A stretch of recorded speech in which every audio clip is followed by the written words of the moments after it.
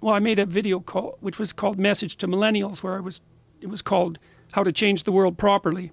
A bit of on the pretentious side, I suppose, but I was trying to produce something that was a counterposition to this idea that what you should do is go out and fix up other people.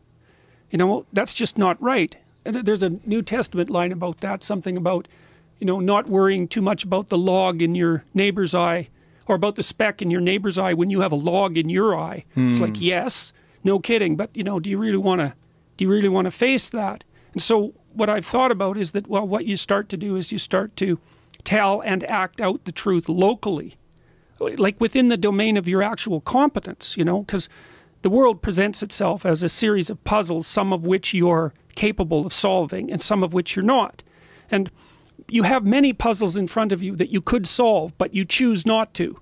You know, those are the things that weigh on your conscience. It's like, you know, well, I should really do this, but you don't.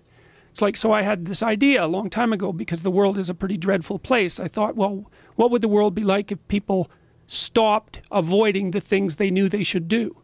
You know, because the question is, how much are we contributing to the fact that life is an existential catastrophe and a tragedy? How much is our own corruption contributing to that? That's a really worthwhile question. Things you leave undone because you're angry, you're resentful, you're lazy, you have inertia. Well, you consult your conscience and it says, well, you know, that place over there could use a little work. It's the same as working on yourself, and so you clean that up because you can. And then things are a little clearer around you. And you're a little better off because you've practiced a bit, and so you're a little stronger, and then something else manifests itself and says, well, maybe you could like take a crack at fixing me up too. So you decide to do that, and then that gets a little bit more pristine, you know, and soon, and it's humble because you're not exceeding your domain of competence.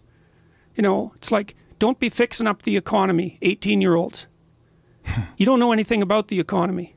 It's a massive, complex machine beyond anyone's understanding, and you mess with it at your peril. So, and can you even clean up your own room? No. Well, you should think about that. You should think about that. Because if you can't even clean up your own room, who the hell are you to give advice to the world? That's a very, very important thing for people to hear.